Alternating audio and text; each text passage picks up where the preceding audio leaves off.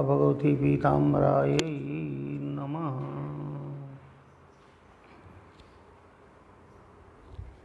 बोलिए अपने अपने गुरु महाराज की जय। आज बहुत पावन पर्व है, बड़ा अच्छा दिन है। भगवान बटुक भैरव का बटुक भैरव जयंती और गंगा माँ का भी बहुत खास दिन, अवतरण दिवस, जिसे हम लोग गंगा दशहरा के नाम से मनाते हैं। तो ये दोनों योग आज एक साथ आया है और मेरे भी जीवन का सौभाग्य है कि ये सारे योग मुझे काशी में मिल रहे हैं। काशी में गंगा दशहरा मना पाना तो बहुत बड़ी भाग्य की बात है। तो कभी कभी सोचता हूँ कि कोरोना ने बहुत कुछ पॉजिटिव भी कम से कम मुझे तो दिया। अपनी अपनी सोच है। चलिए पहले हम लोग मुस्करा लेते हैं, समझने की कोशिश करते हैं कि आखिर ये दोनों चीज़ें गंगा और बटुक भैरव क्या समझा रहे हैं, क्या करते हैं, क्या कर सकते हैं हमारे लिए, हम उनसे अब लाभ कैसे ले सकते हैं। शास्त्रों में एक कहानी आती है कि विष्णु और ब्रह्मा, इन दोनों में आपस में एक बार कलह हो गया, झगड़ा हो गया कि हम दोनों में बड़ा कौन। विष्णु को लगा कि हम बड़े हैं, ब्रह्मा को लगा कि हम बड़े हैं, और खूब आपस में वाद विवाद बहुत बढ़ गया, कोई समाधान नहीं। जब उनका दोनों क्रोध में एकदम आवेशित हो गए तो उस समय उनके बीच में एक बहुत बड़ी ज्योति पुंज प्रकट हुआ। ज्योति स्तंभ, पिलर, लाइट पिलर आप बोल सकते हैं। तो वो प्रकट हुआ तो विष्णु और ब्रह्मा दोनों देख के बड़े परेशान कि बाप रे, ये तो बड़ा लंबा चौड़ा है, ये कहाँ से कहाँ तक है। तो समझ में नहीं आ रहा है कि इसका डायमेंशन कहाँ से कहाँ तक है। तो विष्णु ने कहा कि चलो एक आदमी ऊपर जाके पता लगा हुआ कहाँ तक है, एक नीचे जाके पता लगा हुआ कहाँ तक है। तो दोनों एग्री हो गए, चलो हम जाते हैं ऊपर या नीचे पता लगाते हैं, और जो पता लगा के आ जाएगा वो महान मान लिया जाएगा, भाई तुम बड़े हो। दोनों ने कोशिश करना शुरू किया,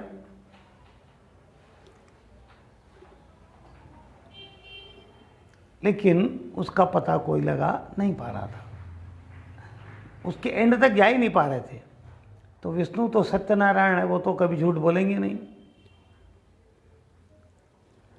तो भगवान विष्णु सत्यनारायण झूठ नहीं बोलेंगे, इसलिए भगवान विष्णु ने तक आके सोच लिया कि भाई हमको तो अंत नहीं मिला, तो मैं आके बोल दूंगा कि भाई ये तो एंडलेस है। ब्रह्मा जी ने कहा कि मन में सोचा कि हमको तो अपने आप को स्टेब्लिश करना है कि हम महान हैं, तो हम महान हैं तो क्या करेंगे कि हमने इसका एंड पा लिया। सोचना जरा, जो हमारे आदि पुरुष प्रजापिता हैं उन्होंने मन में क्या सोच लिया कि हम जाके झूठ बोल के सेटिंग कर लेंगे, लेकिन उन्होंने कहा विष्णु मानेंगे तो नहीं। वो तो ये भी समझ गए ब्रह्मा जी भी कि विष्णु को भी शायद ना मिला हो एंड, तो चलो साथ में गवाही लेता चलता हूँ, प्रूफ। कानून क्या बोलता है भाई, कोई गवाह है, कोई प्रूफ है, आई विटनेस जिसको बोलते हैं ना। तो आजकल तो नकली आई विटनेस भी बन जाते हैं, असली तो बने न बने अलग बात है। तो उन्होंने केतकी, एक फ्लावर है, उसको पकड़ा, रास्ते में बोले कि देख तुम मेरे साथ चलना, विष्णु जी से बोलना कि ब्रह्मा जी ने इसका एंड देख लिया, तुम गवाह बन जाओ। फिर आते हैं दोनों ऊपर सरफेस पर। विष्णु जी ने बोला भैया ब्रह्मा जी मुझे तो इसका कुछ और मिला नहीं, आपको मिला हो तो बताओ कहाँ तक है, क्या है वहाँ पे। उन्होंने कहा मुझे तो मिल गया इसका एंड पॉइंट। तो उन्होंने बोला मैं कैसे मानूं तुमको मिल गया। अब विष्णु जी ये सोच रहे हैं कि ये ब्रह्मा मेरी नाभि से उत्पन्न है, मुझे नहीं कुछ भी मिल रहा है, तो इनको कहाँ से मिल गया, ये विष्णु सोच रहे हैं। इसका मतलब कि ब्रह्मा जी कहीं ना कहीं झूठ बोल रहे हैं। तो ब्रह्मा जी ने पहले अपना सेटिंग कर रखी थी, गवाह को लेके आए थे। उन्होंने कहा देखो ये गवाह है, प्रूफ है, पूछ लो इससे। और उसने झूठी गवाही दे दी केतकी ने। जैसे उसने झूठी गवाही दी, ब्रह्मा जी ने अपने आप को स्टेब्लिश किया कि हम ग्रेट है आपसे Vishnu ji, I am greater than you. तब तक वहीं पर उसी ज्योति पुंज में से एक छोटा सा बच्चा रोता हुआ प्रकट हो जाता है। बड़ी जोर जोर से रोने लगा। ब्रह्मा जी ने कहा कि भाई तुम मुझसे उत्पन्न हुए हो, क्यों रो रहे हो? उसने कहा मुझे कोई मालूम नहीं, मैं कौन हूँ, कहाँ से आया हूँ, मेरा नाम क्या है। तो ब्रह्मा जी ने कहा कोई बात नहीं, मैं तुमको नाम भी दे देता हूँ, सबको दे देता हूँ। नाम उसको प्रदान कर दिया बटुक भैरव, उस छोटे बच्चे को। और फिर ब्रह्मा जी ने कहा कि मैं तुम्हें अपनी शक्तियाँ भी दे देता हूँ, शक्ति भी दे दी। जैसे ही ब्रह्मा जी की सारी शक्ति उस बालक ने ले ली, बटुक भैरव ने, उसके बाद वो अपनी शक्ति में ओरिजिनल में आ गए। और उन्होंने कहा कि ब्रह्मा जी आपने झूठ बोला, आपको कोई एंड मिला नहीं, आप झूठ बोल गए। ब्रह्मा जी बड़े परेशान कि बच्चे ने कैसे पकड़ लिया मेरा झूठ। उन्होंने बोला आपने झूठ बोला, ये जो ज्योति दिख रही है तो शिव हैं,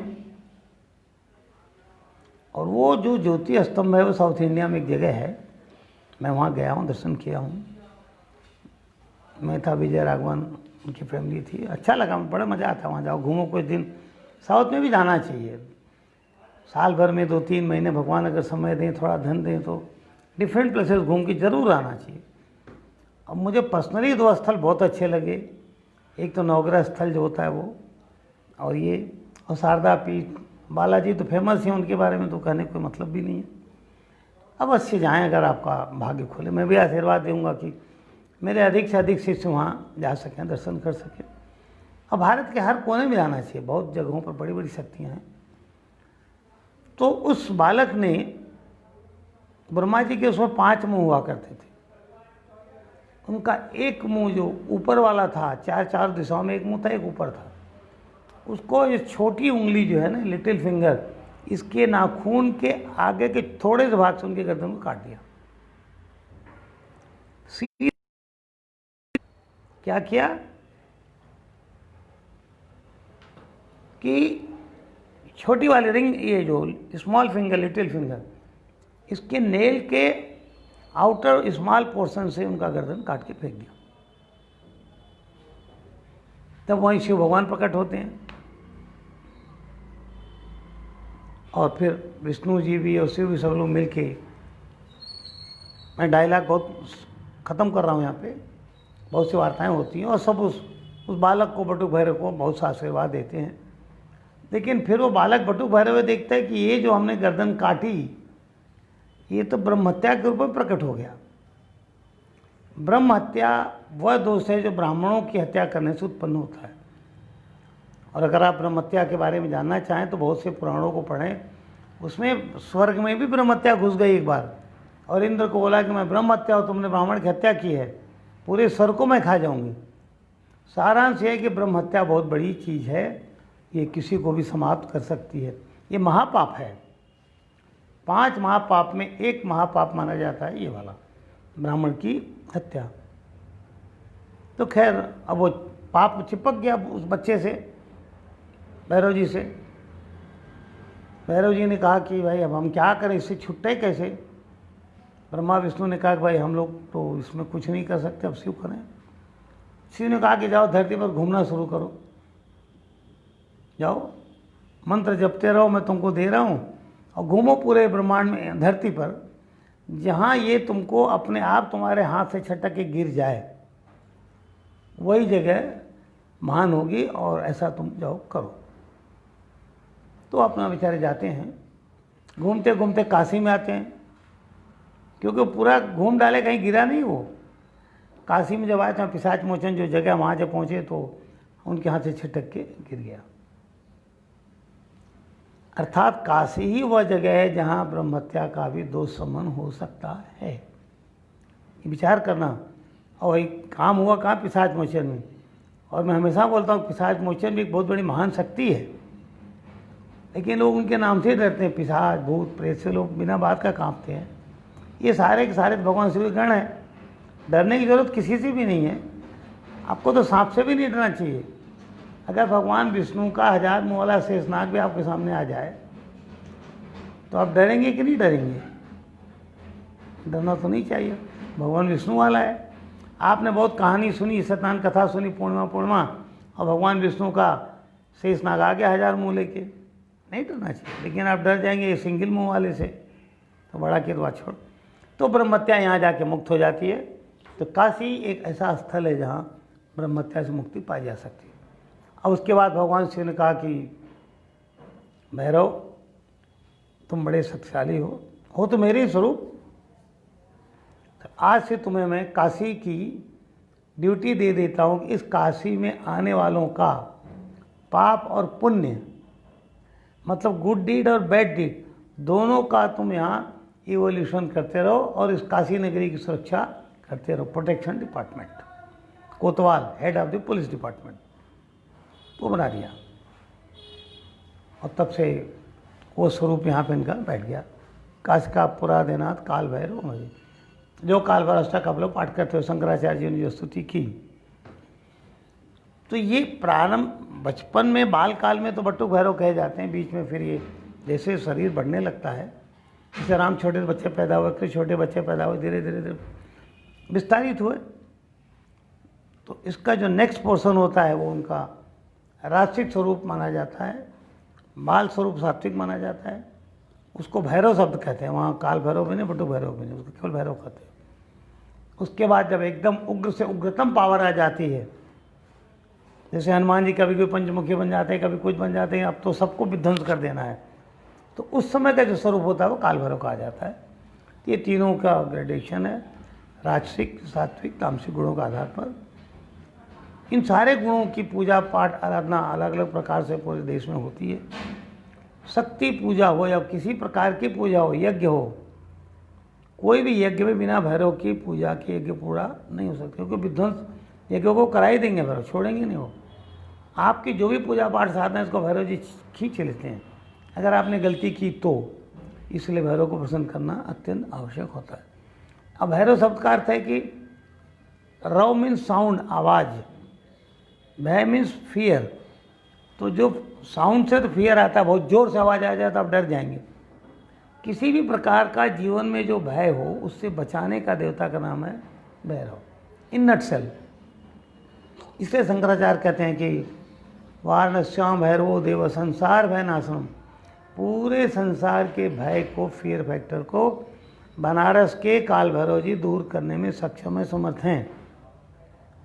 अनेक जन्म कृतम पापम, अनेकों जन्मों के किए हुए पाप को भी नष्ट करने में समर्थ। दर्शनेन विनश्यति, वो सारे पाप उनके दर्शन से नष्ट हो जाते हैं।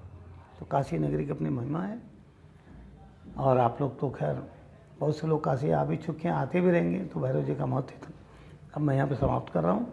भैरव जी क्योंकि श्राप को अच्छी तरह समझते हैं, श्राप क्यों लगा, श्राप उनका कैसे मुक्त हुआ, इसलिए आपके जीवन में जितने प्रकार के कर्सेज लगते हैं, श्राप लगते हैं, उन सब की मुक्ति के लिए जो सबसे अच्छी टेक्निक वाला देवता उसका नाम है बटुक भैरव। इसलिए मैंने मंत्र दिया जो आपको साप विमोचन के लिए, क्लीम बटुकाय साप विमोचनम कुरु कुरु क्लीम ओम स्वाहा। ये बटुक भैरव जी का मंत्र है साप विमोचन के लिए। अरे आप इतना लंबा मंत्र नहीं बोल सकते, क्लीम बटुकाय क्लीम नमः, क्लीम बटुकाय क्लीम नमः, क्लीम बटुकाय क्लीम नमः, ऐसा करते रहें। और बटुक भैरव जी की साधना पूर्ण रूप से शुद्ध सात्विक प्रकार से ही करें। तामसिक प्रकार लोग समझाते हैं, आप उसमें कभी न पड़ें, क्योंकि जो कुछ आप ऑफर करेंगे घूम फिर के आपके लाइफ में वही आएगा, उसी चीज़ का इम्पैक्ट आप पर पड़ेगा। अब गंगा माई के बारे में थोड़ा सा बता देता हूँ। गंगा माँ तो सभी जानते हैं कि गंगा माई, अगर शरीर छूटते छूटे गंगा का नाम आ जाए निश्चित रूप से मुक्ति है। और काशी में तो कहते हैं अगर यहाँ किसी का शरीर छूटे, यहाँ आके किसी की डेथ हो तो 100% गारंटीड मुक्ति है। अन्य जगहों पे तो कर्मकांड करके, ये करके, वो करके मुक्ति है। यहाँ तो अगर बॉडी यहीं छूटे तो उससे बढ़िया तो कोई स्थान ही नहीं पूरे ब्रह्मांड में।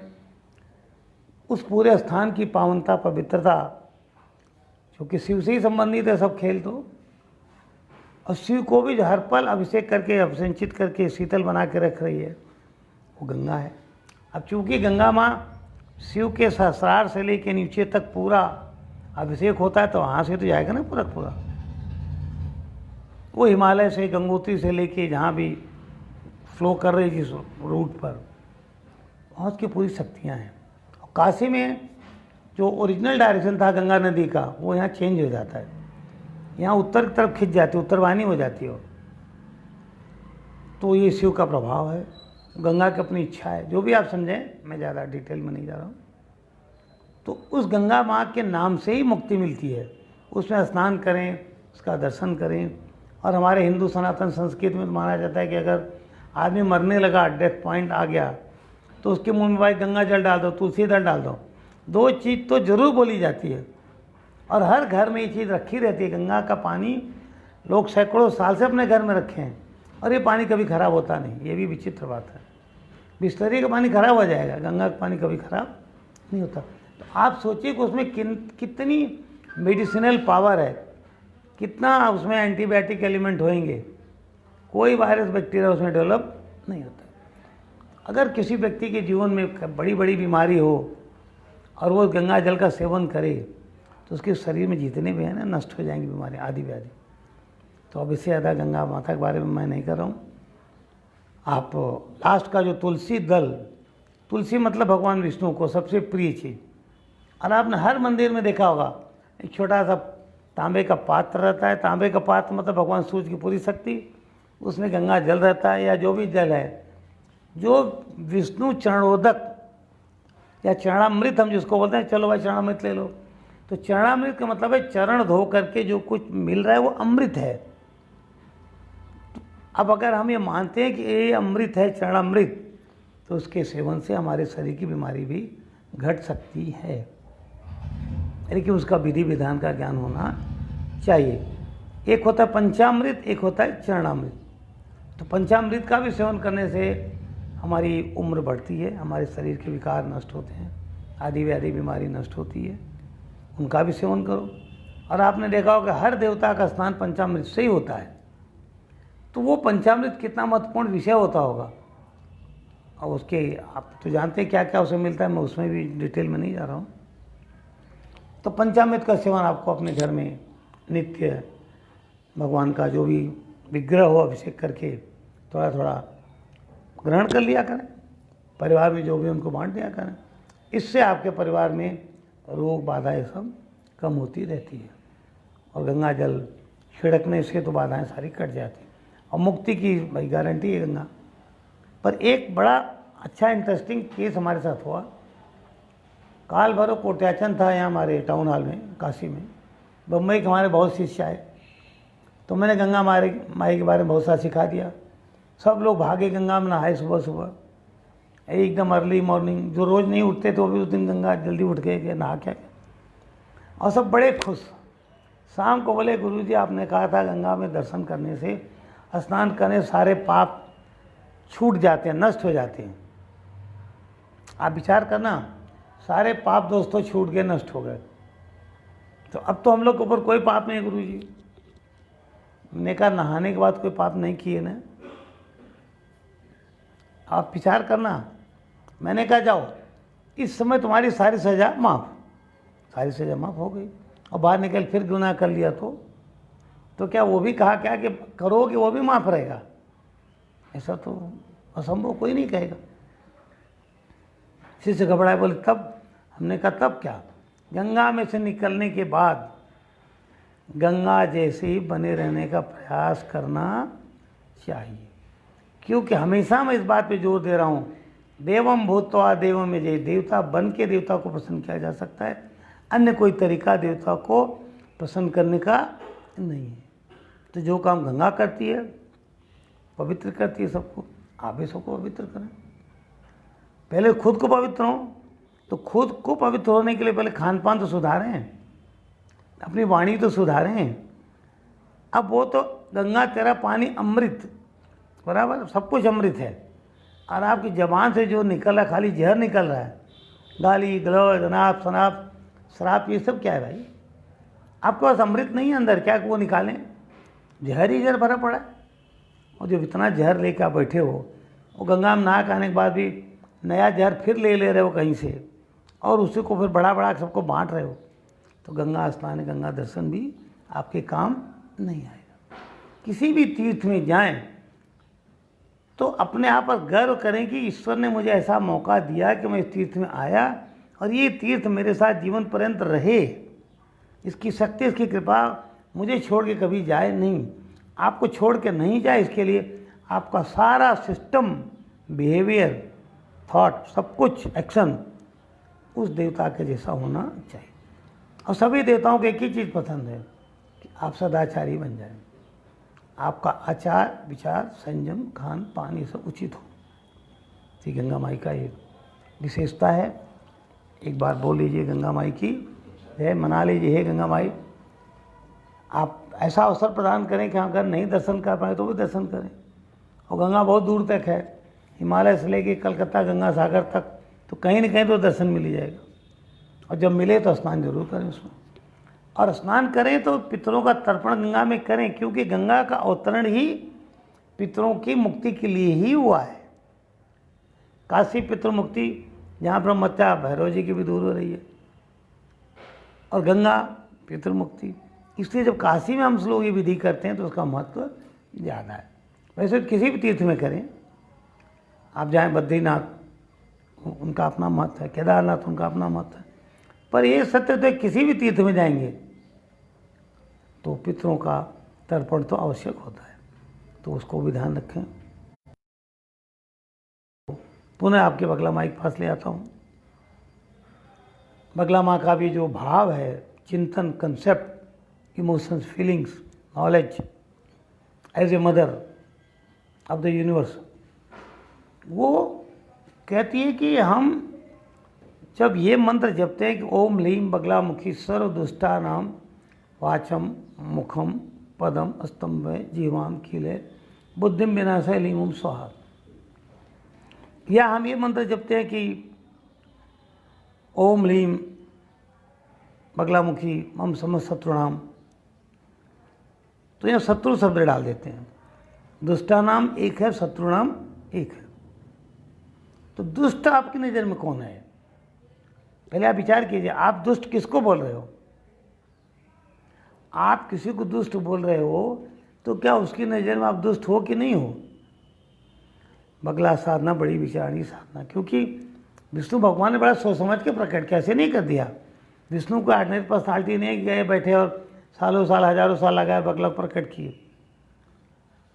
अब हम सब बगला वाले हैं, हम सब बगला वाले तो हैं, बड़े जोश में जपते हैं सर्व दुष्टानाम वाचम मुखम, और एकदम बड़ा दिखाते हैं कि हम बगला वाले हैं और एकदम भय प्रकट करते हैं। ऐसा तो नहीं है।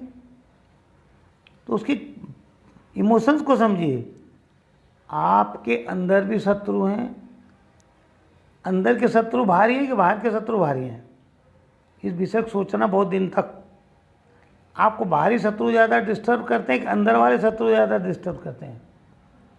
जो भी शत्रु हों, चाहे भीतर वाले चाहे बाहर वाला, पर भीतर वाले शत्रु ज़्यादा डेंजरस है, क्यों बाहर वाला जब दिखेगा तब इफेक्ट डालेगा, अंदर वाला 24 घंटा। और इस 24 घंटा वाले शत्रु में क्रोध को हमने बहुत बार सिखाया है, काम वासना, लालच, ये सब बहुत सी चीज़ें हैं। और वाणी पर कंट्रोल न होना,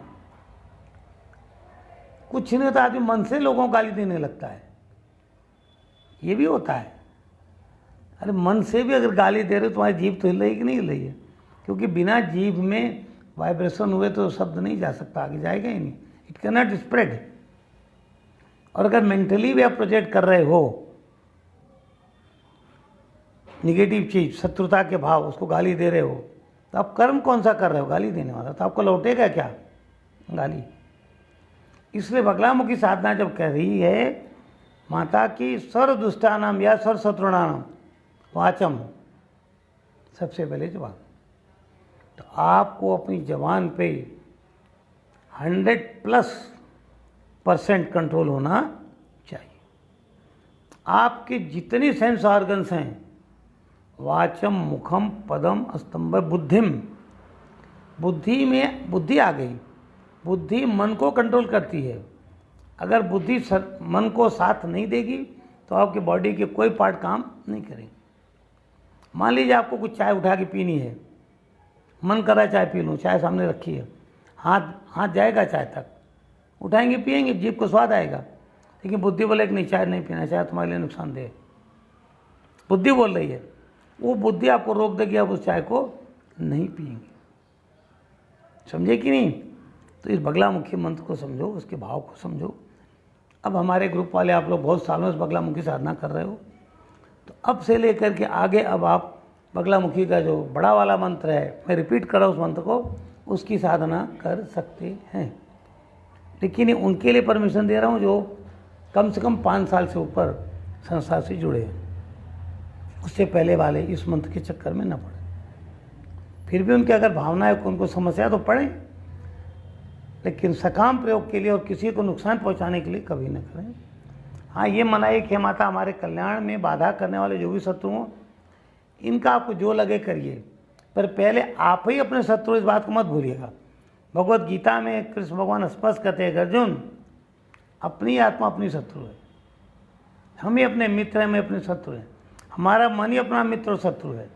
हमारी बुद्धि दुर्बुद्धि है तो शत्रु है, सद्बुद्धि है तो मित्र है। तो अपने अंदर वाले एक सिस्टम को समझो, अपने बाउंड्री को समझो, परिवेश को समझो। क्रोध बस, अज्ञान बस आदमी कहीं भी गलत समझ जाता है। तो मंत्र बोल रहा हूँ, जो लोग मेरे साथ बोलना चाहें बोल सकते हैं, बोलिए।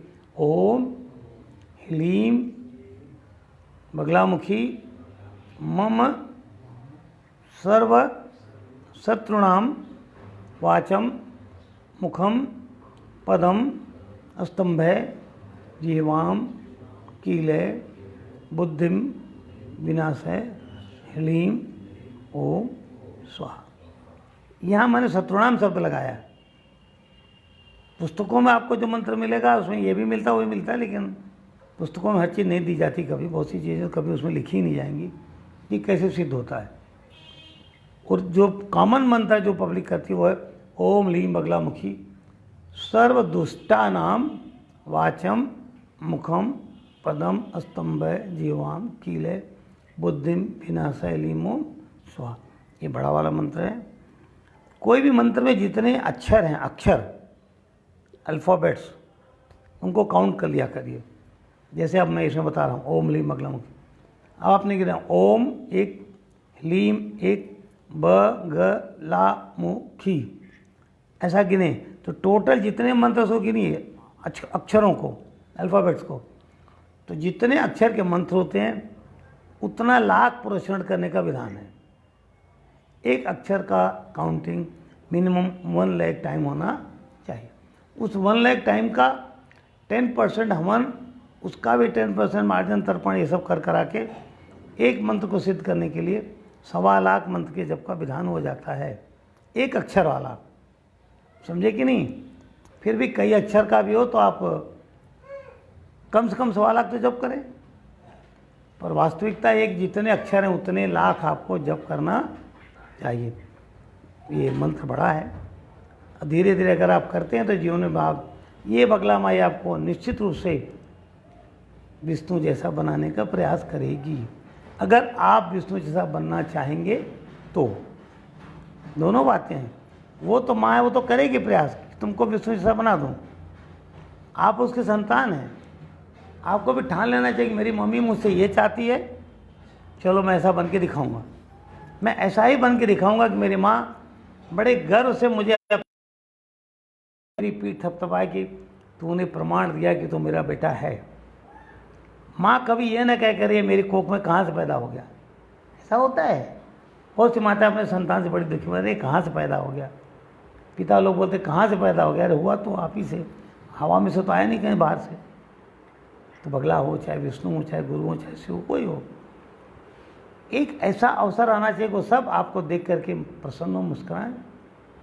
और कोई भी एक देवता अगर आप पर प्रसन्न हो गया तो ब्रह्मांड के सारे देवता निश्चित रूप से आप पर प्रसन्न होंगे, सहायता करने को बाध्य होंगे, तत्पर होंगे और करेंगे ही करेंगे। तो ये आपसे बगला माई का भाई मैंने कुछ सारांश बता दिया, धूमावती का बहुत कुछ बता दिया। धूमावती के बारे में मैंने बहुत पॉइंट्स क्लियर किए। मेरे ख्याल से इसके बाद तो कन्फ्यूजन नहीं रहना चाहिए। फिर भी किसी को लगता हो कि तो मेल करें, अन्य कोई लेक्चर में हम उसके ऊपर लाइट डाल देंगे ताकि वो क्लियर हो जाए, कन्फ्यूजन नहीं होनी चाहिए। और मैं आज आप सबको अपनी तरफ से इस गंगा दशहरा बटुक भैरव जयंती पर आशीर्वाद देता हूँ। काशी की नगरी की तरफ से भी आशीर्वाद देता हूँ, क्योंकि यह शिव गुरु। और धन्यवाद, आभार व्यक्त करता हूँ अपने गुरुओं के लिए, जिन्होंने इतनी मेहनत करके मुझे इतना ज्ञान दिया, इतना सिखाया। कितना कठिन प्रयास उन लोगों ने किया होगा, कर रहे होंगे मुझे इस लायक बनाने में कि मैं आप जैसों को कुछ समझा सकूं। दिखता तो कुछ भी नहीं है, पर दिखता सब कुछ है। जो दिखाई देता वो सच नहीं है, और सच जो दिखाई नहीं देता है। मुस्कुराते रहिए, बगला माई की जय बोलते रहिए। आज का प्रवचन मैं यहाँ पे समाप्त कर रहा हूँ। एक बार फिर से बोलिए बगला माई की, बटुक भैरव महाराज की और गंगा मैया की।